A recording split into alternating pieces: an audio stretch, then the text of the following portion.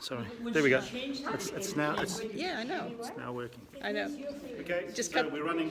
So today I would like us to contemplate a little bit about this picture of the biblical words, "Heaven and earth will pass away, but my words won't pass away." Or this picture of the old earth and the old sea and the old sun falling apart and disappearing, and the new heaven and the new earth and the new sun, or the new Jerusalem, emerging out of the old. What is this process that we can say, at one level, we want to explore it from a scientific point of view, to see what the physical world actually manifests of this principle, but also how can we feel ourselves as human beings participating in this process that we could call the evolution of our planet, or the evolution of our galaxy, or the evolution of our solar system. Is there an evolutionary process that requires this transforming of substance? So I suppose a good place to begin this week, so there'll be a number of talks this week on this, so today we'll just contemplate one aspect of it, is how is the earth today an organism? I think this is one of the paradigm shifts that is happening. It's been a paradigm shift that the indigenous people of the world have been challenging us, especially with the Western mindset, to get back to, that we need to relate to the animals and the trees, the plants, the minerals, as our cousins, as our brothers and sisters, as our part of our humanity, and not just a resource, not just something that we can use and plunder with no, I was going to say retribution, but with no consequence. But there is a consequence. And how do we understand, how do we feel the evolution of animals? How do we feel the evolution of plants? How do we feel the evolution of stones? Is there such a thing or not? And I would like to promote that there's definitely an evolution of those kingdoms that we, in a way, stand, if we put it in the right context, amongst. In the past, we might have thought humanity is above the other kingdoms. But if we take this Aboriginal sense, and I think it's a deeply spiritual, scientific knowledge, to be able to say, these are us.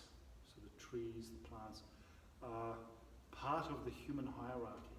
They're not a lower kingdom. They're another aspect of a kingdom, and they're another aspect of a consciousness of the earth. But that doesn't mean that they have no evolution. It doesn't mean that they at some point, in the sense of evolution, will not also change. So the lion of today is not the same as the lion of old. Just as in other kingdoms, we may not be able to see this evolution with our own eyes in a lifetime, but there are changes. And is there a process, for example, of an animal coming to an individualization process? I think it's quite obvious if you're looking around that animals, higher animals, especially domestic animals, are showing characteristics of personality, but can they get beyond the group soulness of being a dog or a wolf or a cow or a kookaburra or whatever it is? Is there a journey there for them? And what do they represent for us at this point in evolution for us to engage with?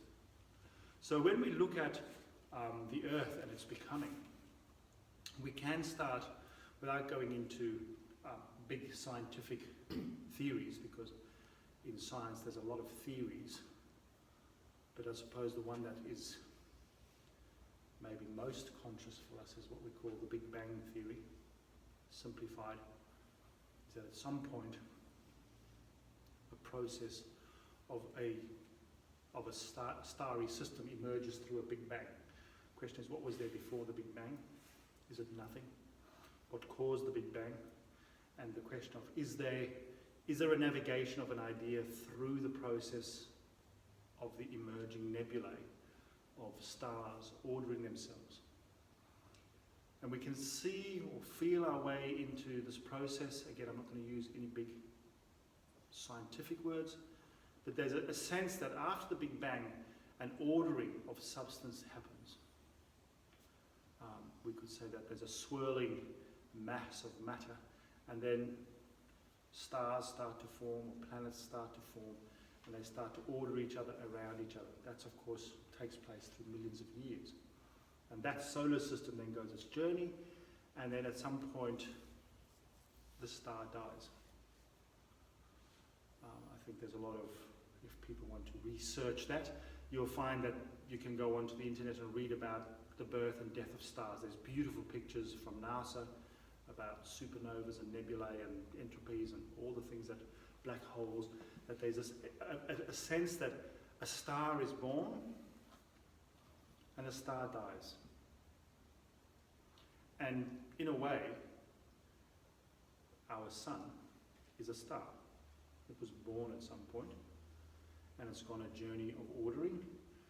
At this point in our solar system, we haven't found any other creature on any of the planets of our solar system. That doesn't mean there are no beings there, or that each planet doesn't have its own intelligence in our solar system.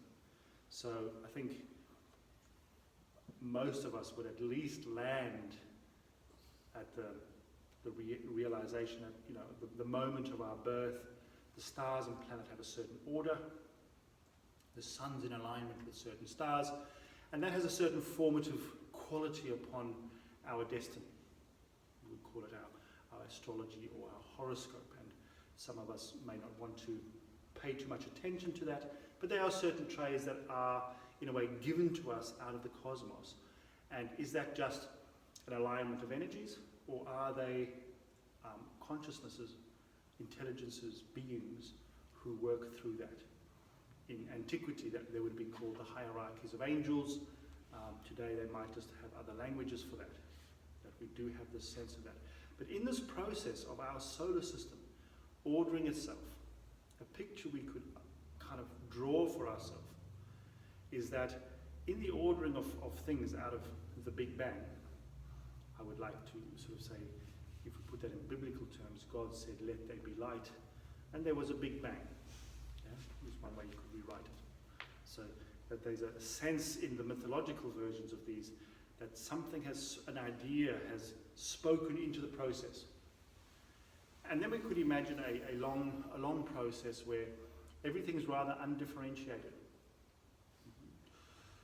Someone like Rudolf Steiner asked us then to imagine it's just a large, swirling, undifferentiated or slightly differentiated warmth body. And that then condenses itself and orders itself, becomes more watery, then becomes more airy, and then becomes more watery, and eventually becomes the mineral earth that we are able to walk upon.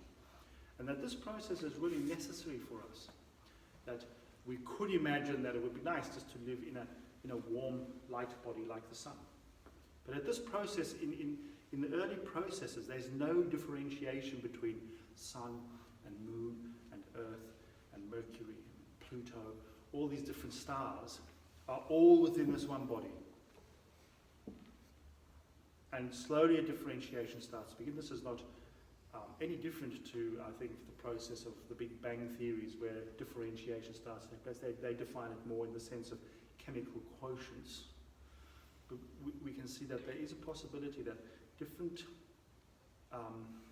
aspects start to evolve and appear.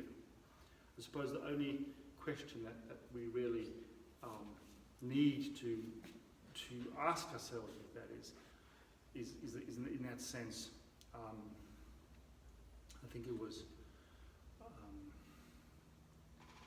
the Richard Dawkins who was asked, "What do you believe?"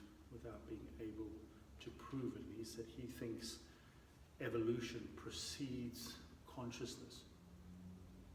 And that's a question for us. Does evolution start and then consciousness emerges out of this process of differentiation? Or, which is what I would like to promote, is that consciousness precedes evolution, which a lot of scientists are actually starting to explore. Peter Russell, there are people who are exploring this kind of thing, that we've been asking the wrong question. You know, how does consciousness emerge from matter? The real question to ask is, how does matter emerge from consciousness?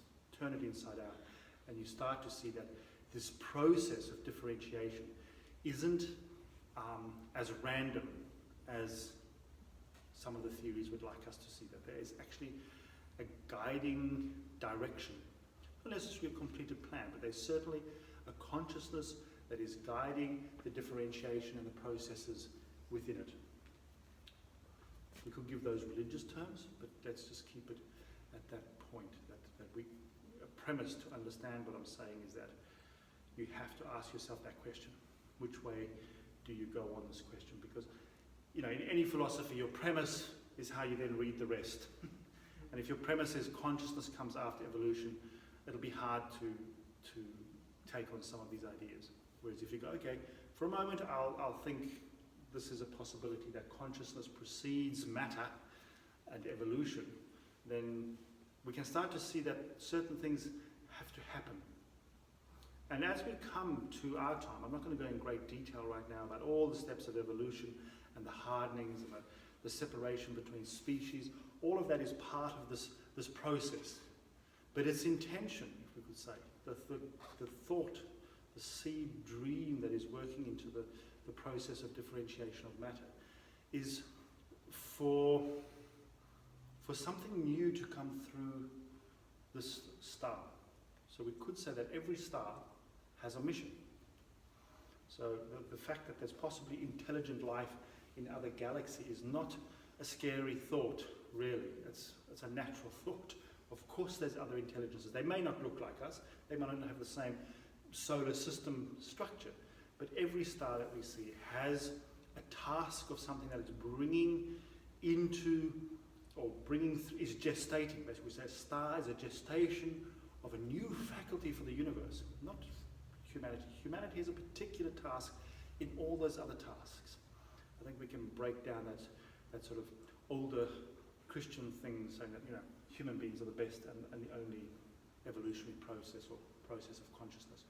We don't have to worry about that, because what we do need to think about is I'm on this star, so what do I need to do? Let the other people on the other stars worry about their own work until we can work out what our work is. And we could, I suppose, if we read the sacred scriptures, if we listen to the great teachers, the mission of our star, the sun, is to bring love to a new fulfillment, to bring love out of wisdom. So we could say that the ordering of our solar system, the ordering of our planets, the ordering of the kingdoms that we live amongst, is born of a previous star. And the previous star was to develop wisdom. So if we go to the Gnostics, the Ein Sof, the Sophia, the wisdom woman of the Bible, who says, I've always wanted to come to this creation and live amongst you. My desire has been to tabernacle in the human being. So wisdom itself is the basis of creation. So when we turn to our brothers and sisters, the wisdom of an animal, or the wisdom of a plant, or the wisdom of a stone, is so deep. And we know this from many religions, Druidry, indigenous religions. We turn to our totems, we turn to nature, and we are taught great wisdom, which we need to learn. As human beings, we are not necessarily as wise as the animals, or the plants, or the stones. They have, in our instinctual body, yes, but in our emerging soul body, we mess up a bit. Actually, we mess up a great deal.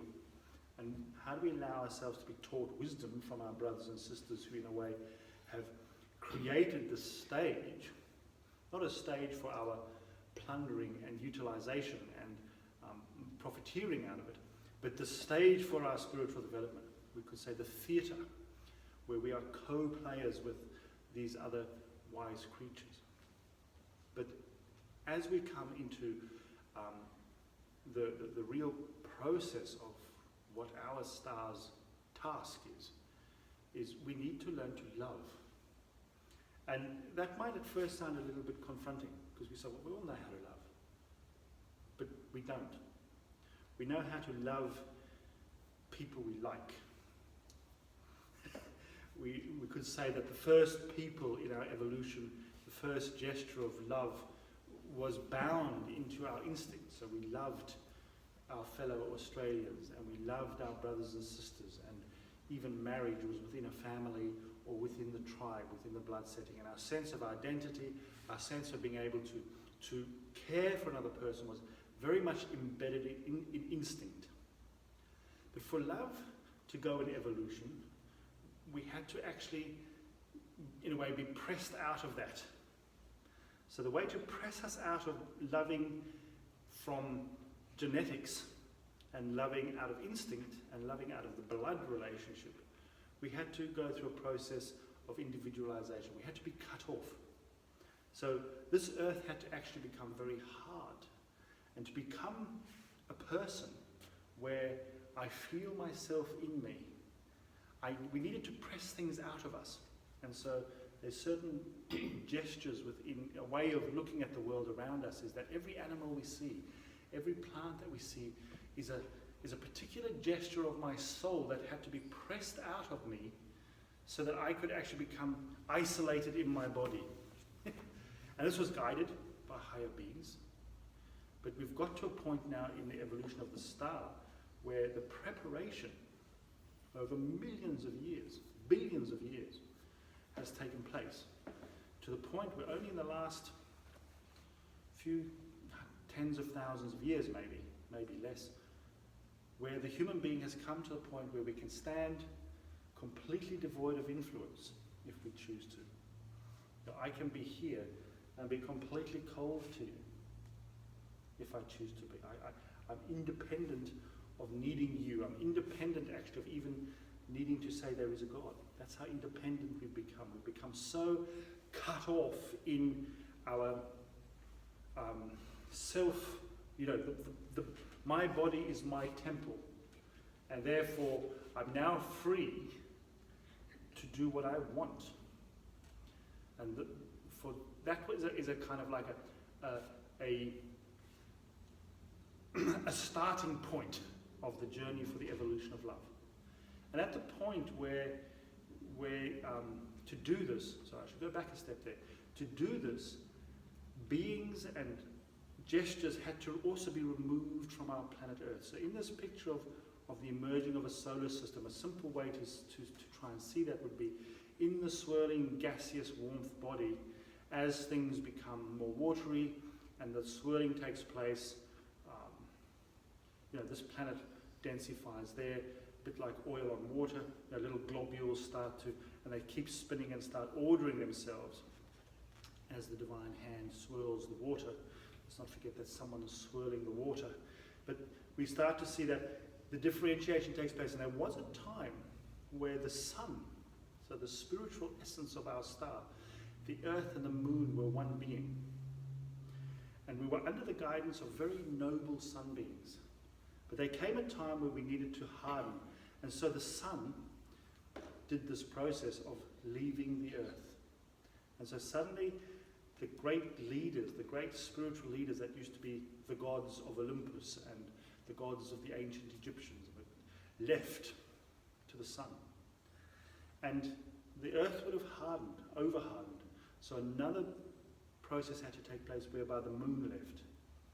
So all the forces that remained behind that would have made us too hard also had to leave the earth. Is that a question? No. So we see that suddenly the sun, the moon, and the earth are one part of a star, living now in three places. All the lofty, light, spiritual beings that guide humanity are still in the sun. The ones that are too hard in a way, that would have stagnated us too far, have left to the moon. Let's not get into the masculine, feminine side of this. This is about leadership. And that a place was created on the earth where, for the first time in our solar system, physical bodies or vessels were created right down into the physical, where a spiritual being could be individualized or individuated. That process is ongoing, and how that completes itself will be seen. But then there came a point when that point had come, and we had the Roman Empire, for example, as the pinnacle of this process in Rome. The key thing of the Roman Empire was you were a citizen of Rome. I am an individual citizen of the Roman Empire. I am sovereign in my own empire. This was kind of a social gesture. Roman law was a social gesture of citizenship and personality. A part of the spiritual leadership of the sun had to return to the earth at the same time. So there's this great guidance for the earth to provide us with this with these bodies, where we are completely sovereign. But to be able to love, something else had to come back to us, the spiritual Son, who in our tradition is called the Christ being. So the spiritual leader of the Son has a name called the Christ being. Had to come back to the earth and in a way seed itself within our individual personality. So the Christ is not just an individual in history who's going to save us. The Christ is a dynamic within our soul which starts to crack us open to be able to find new ways to love. So that's the kind of place, and we're really new at this. You know, this, in the light of 16 billion years of evolution, 2,000 years is not even a tick in time. You know, it's really new. And I think it's important for us to take on board this sense that love is not complete. Because everyone goes, well, why don't we all just love each other? The answer is because we can't. We actually don't know how to love in this sense fully enough yet. We don't even know how to love the animals and the plants and the stones properly, let alone the people who are making a mess with us, you know, in life. We don't know how to do this yet. But we have the opportunity now to allow this seed form of the returned sun forces, which if you take a look at the gesture of the spiritual sun, it's very simple. The sun rises in the morning and it shines on everything. It doesn't go, oh, I'm not going to shine a mobile on prison today, because those are the bad guys. You know, it doesn't sort of target where it's going to shine. It just pours out its essence of life and its fecundity and fructification, that the spiritual side of the light comes to each one of us. And there's many traditions where every morning you stand up. We do this at the altar in the Christian church. You stand up and you face the east and you allow your senses to be opened so that the spiritual aspect of the sun can come to us. We say that in our service. We say, may Christ's light be in our daylight. This is a very important process for us to embrace personally. It's an objective process, but I also have to allow, we could almost say, may the spiritual light of the sun fill my aura today. And there'd be many meditations that we may or may not have participated in that fulfill that in their own way. You know, the violet flame, there's many meditations that one can go to where we take the cosmic spiritual light and fill our being. The Kung Fu tradition has it. Many spiritual traditions are very, very aware that as human beings, part of our ongoing evolution towards love is to ensure that this spiritual light that we call the Christ being nurtures my ability in my soul to overcome the definite danger, which is I become selfish. When I'm a kingdom of my own, I become selfish. That's the danger in this evolution, is that we can even go down to that. When I become overly self-centered, I start to do evil. You know, the evil in the world is when people do things that are just self-serving and we forget the spiritual light connection of community. And this is now different because in our evolution, we're not going to love only. I'm not saying we shouldn't love that, but we're not just going to love brothers and sisters and mother and father and nation. And the Christ teaching brings that. He says, if you want to be with the spiritual light, you have to leave your mother and your father and your wife. And we could say, well, that's a bit of a rough call. But it's not about leaving them physically. It's about ensuring that that's not the only basis for our love. If we're going to evolve love, as we know at the end of the Gospel of John, that's the challenge to Peter. Christ is saying, can you do the agape? And Peter says, I can be friends. And then Christ says, no, can you do agape? He says, no, we can be friends. And then Christ says, okay, well, let's start with friends then and develop to agape. So the end of the Gospel is already human being represented by Peter saying, yeah, I feel it, but man, I'm struggling. I'm struggling, yeah? What's agape? Agape is spiritual love, so it's the highest form of love. In the Greek, they've got these 4 words for love. The first means sorge, which is love of nation. And then you have eros, and then you have philia, friendship. And agape is is a higher form of love that's meant to be what we call altruistic love. You could say there's a fifth, I think there's a fifth level of love that's emerging, which has been given. You could say this is the basis. I think it's an emerging thing again. It's called biophilia, the love of life. So the pictures when you see a puppy, you love it because you meet the archetype of something in it. You can't help but like a little puppy or a baby or a new blossom. Life demands love. But now it's not just my own child that I love. I can look at anyone's baby and be touched by it, even if it's from another nation or another tribe, or, ultimately you would hope my worst enemy's child will be a child that I can love, even if I don't love the enemy. Because there's this love of life that is part of this agape. So agape is beyond nation or gender or marriage or friendship. So friendship is already a step outside of that. I can be friends with someone in the next village. But can I get beyond any of that being my determining force? That's the suggestion of agape. We could call it empathy or compassion. All those words fit into that spectrum of love. So to be able to then feel where does the future of our planet go? Where's the, if there's still an intelligence, if love becomes a way of thinking, if love becomes an intelligence within us that is now cracked open out of that because we're so individualized, we're in the darkest part of the journey, and yet the most hope is there. So this is why it's an interesting theme this week in Holy Week, because the death and resurrection theme of Easter is within this as an archetype.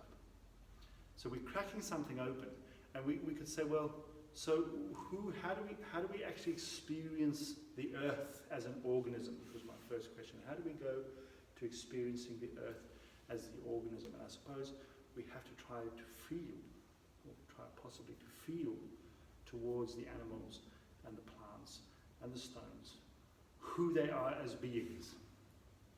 So if we have a human being at this point in our evolution, the human being we could say can be experienced as having a kind of a fourfold nature.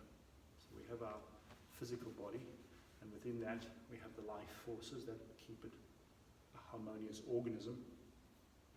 Within that we have our soul and our personality, we could say. But we also have this fourth aspect, which is the self that kind of wants to work upon the things of my soul. So I am my own initiation school in a way. I've got things in my soul that work, and I've got things in my soul that don't work. And ideally, I would try and transform those things that don't work, and I would try to use the things that do work for creativity. So I am my own initiation school in that sense. When it comes, and that is all contained within me. When it comes to the other beings, such as the animals or the plants, we have to say, well, if they are in an evolutionary process, they must have those aspects too. There must be a self of an animal. There must be a self of the plants. And there must be a plant. I'm saying must, which is always the bad word, but can we imagine that they also have a selfhood that is on a journey towards learning something new that possibly will emerge once love has been fulfilled through the human kingdom? Of course, animals love each other, but they also don't. They don't. The lion doesn't mourn the antelope's baby when it eats it. Some people might argue they do, because they do have feelings. It's not saying they don't have emerging personality. The white lions of Africa, for example, have deep personalities that have, messages for us. So it's a complex world. But if you look at the animals, you'll find that they have a soul being, and therefore express emotions, they express passions in different directions. But their selfhood is not yet fully individuated as the human being is. They will be the next kingdoms to bring down out of the sun forces an individuation process. This is part of the evolution. And we could say that their sense of self is in the soul world around the earth. So if we go to indigenous cultures, the totem. So if you have a totem, you're not necessarily talking to this kookaburra, but you're talking to the kookaburra through this kookaburra. Yeah, there's the being of kookaburra that this bird fully embraces, but it's not yet fully personalized individually. Later on it will be. We have to give that or we can try to give that as an ascent towards, if the animals are to be part of our evolution, they too must take on a process into the future in that sense. Now with the flowers, that's slightly different. The flowers don't necessarily have as much soul as an animal does, or personality. But it does appear in the flowers and the fruit. So we could say that the plant opens itself to the spiritual sun, and around the flower and the fruit receives the rays of light. And this is an imagination that is really quite important to try and think about, is that I've had this experience in the Kaitpo forest here with confirmation classes, that you can watch a tree. It'd be a worthwhile exercise to try to do is go to a tree, especially when it's blossoming, and try to feel how the flower is receiving the fructifying forces of the spiritual sun, and it takes it through the body of the plant and the tree, through the roots, into the earth. And you could feel how the self of the plant is actually in the earth. And the collective of all the plant's selfhood is the spirit of the earth's organism. That's a picture just to meditate upon. That every plant beneath it has a sense of self. That the sun is being brought into the earth. So the spiritual sun is captured by all the plants in the world and flows through the body of the plants, through the roots, and gathers in the being of the plants. And collectively, this being that is created by the sun being gathered becomes the ego of the organism of the earth. So the plants, in a way, represent the spirit of the earth in their sense of life and individuation. So it's a long way off from being, we could say the hair on our heads like the plants of the earth. How do we take that in? The senses take in the light, but we have the sense of self in us. At this point in the earth, the plants do that. Whereas with the minerals, a crystal is obviously, we know about Christology, and each crystal has a deep healing place. But where would the self of a stone be? And this is, people say, well, stones aren't even alive. How can you do that? But we need to build imaginations where we can say, if these are our brothers and sisters, which they are, we have to know where their being exists. Where do we meet them as beingness, and not just, the next corn from the cob to cook in my dinner tonight. But if I pick a piece of corn, how am I affecting the spirit of the earth? If I kill an animal to eat, or if I'm using salt, if I'm using salt, or I'm using crystals for healing. I mean, this is why the Aboriginal people say, don't take stones away from where you find them, because there is a connectedness to place for them. And if you take a crystal, you can imagine, say, a beautiful quartz crystal or an amethyst, beautiful crystal, that beautiful purple color. And if you look at it, so to say, with maybe other eyes than these eyes, you could imagine a glow of light around it, like a bit of a life cloud around it. And that from the crystal, rays of light start to shine through this cloud. So you imagine it's almost like a cloud of color around the crystal, and then these rays of light start to shine. And if you wanted to, you could follow those rays of light right out beyond the stars.